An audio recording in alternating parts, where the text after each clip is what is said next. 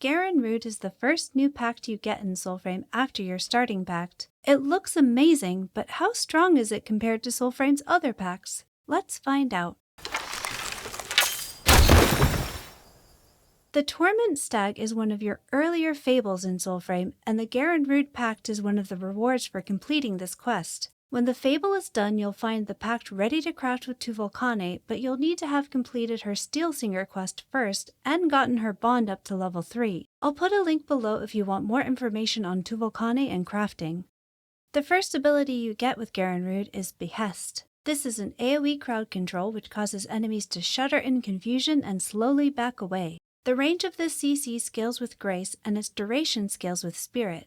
Behest's cooldown won't start until the CC runs out, and this is the ability's one weakness. Its duration can get impressively long, and the recharge won't start until that duration is expired, even if there are no enemies actively CC'd by it.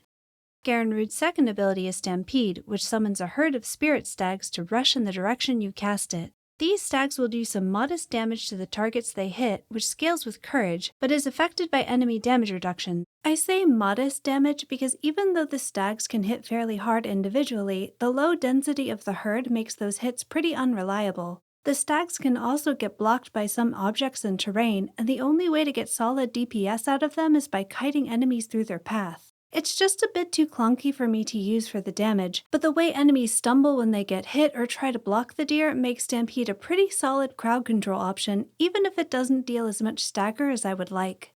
Garren Rood's third ability is Torment, a single target nuke that ignores enemy damage reduction and heals you to full health, if you're playing alone. Torment is also supposed to function as a heal for allies, but this aspect of the ability is extremely buggy. Torment does still heal when you're playing in a group, but whether it heals you or one of your allies is very difficult to predict. Whether or not there is an ally in range of the target when you cast it does seem to matter, but there's definitely more going on here that I haven't been able to figure out. The bottom line is that Torment's heal is just too unreliable when you're playing in a group, so in those situations think of this as a pure DPS ability. When you're solo, however, Torment's heal is extremely strong. No matter how low your health is or how high your max HP is, Torment will always heal you to full health instantly. The cooldown is appropriately steep, but it can be reduced a bit through Pact upgrades. The damage dealt by Torment scales with your courage, but its casting range does not scale with Grace. If the target of your Torment survives the nuke, it will also be briefly stunned. Torment does work on bosses, but only deals 10% of its usual damage, although you still get the full heal. Garren Rood's unique Pact upgrades are Herd Heart and Righteous, although at time of recording neither of these actually work. Herd Heart is supposed to grant you idol power when you heal yourself or an ally, but idols were removed from the game a while back. They will be returning though, in the form of the combat enhancement system that was going to be our moat rework, but is now being changed into something else involving animal allies. This is probably going to be a really good upgrade whenever we get that system, but for now it does nothing.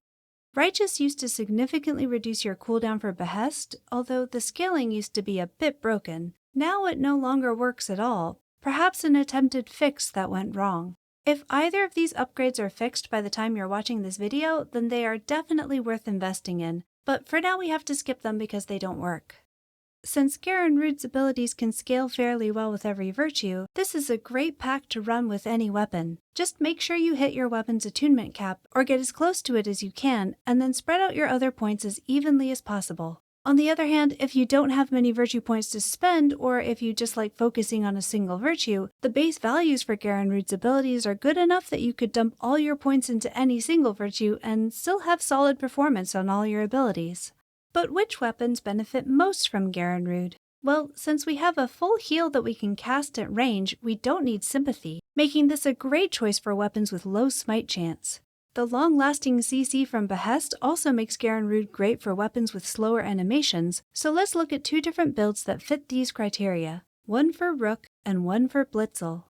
Rook has a very high attunement cap at 40 spirit, which is pretty difficult to hit, but if you have a max level envoy and some pact motes, it is possible. For our pact upgrades, we're going to max out Iridis's favor for spirit, max Akin for cooldown reduction, and max Sapphine's gift to give our CC a bit more range. Your leftover points can be allocated according to your preference into either Mora's Pride for more courage, Everbound for more health, or Rooted for better stability if you like to block a lot. My preference here is for Mora's Pride because I like the extra damage on Torment. Choose Pact motes that give you Spirit, and then dump as many points into Spirit as you can. Since we're putting all our points into Spirit, Verdigris is the easiest choice for a sidearm here, although an argument could be made for using either Precles or Skilter even below their attunement cap purely as a source of smite for extra cooldown reduction. You'll want to start your fights with Behest, which is going to force your enemies to respect your 1v1s. This is going to be a tremendous help with your big slow polearm animations, and it will greatly reduce target lock issues. Save your Torment for whenever you need to heal, or if you've got a fight nearly done anyway, you can use it to finish off the last enemy. Stampede is going to be your backup CC, so if you find that you still have multiple targets to fight while Behest is on cooldown, use your Deer to stagger them into submission. For our Blitzle build, we only need to get to 21 Courage for our attunement cap. Once again, we're going to max Akin, and then Mora's Pride. Then we'll put 2 upgrades each into Iridis's Favor and Sapphine's Gift, and put our last 3 points into Everbound. Once you get your Courage up to 21 for Blitzle's attunement cap, you're going to want to try to balance your 3 virtues equally. You can use whichever Pact motes you like to accomplish this, just make sure you get that 21 Courage first, and then boost your other virtues. The best choices for a sidearm here are Grin or Verdigris if you can get to their attunement caps. Otherwise, Precles needs the same 21 Courage as Blitzle, so that's going to be the easiest choice. I just prefer short blade sidearms with bows, but go with whichever you like. This is a nice, comfy archery build. The crowd control from Behest means you don't have to worry about kiting multiple enemies, so you can focus on killing off one foe at a time and practice your tracking on their waving heads. Once again, save your Torment for a heal and use your Stampede as your backup CC. Now, is this the most efficient way to kill enemies in Soulframe? Definitely not, but it's not bad and it feels fine for the second Pact you get in the game. It's definitely not as strong as the other packs, but it does make slow-moving weapons a lot easier to play, and target lock issues vanish when you're fighting one enemy at a time. Whenever we get our new version of the idol system or the moat rework or whatever the new combat abilities end up being, Garren Rood is going to be a lot more relevant to endgame envoys.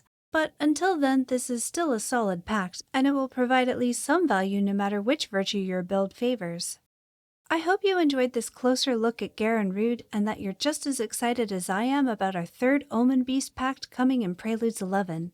Soulframe DevStream 9 is coming up on September 5th at 2 p.m. Eastern Time, so instead of a Thursday upload next week, get ready for a DevStream recap. Also, if you aren't in Soulframe already, or if you want an extra code to give to a friend, remember to link your Twitch to your Soulframe account and tune into the stream on September 5th to get a Preludes access code as a Twitch drop.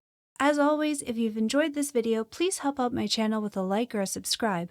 What is your favorite weapon to pair with Garren Rood?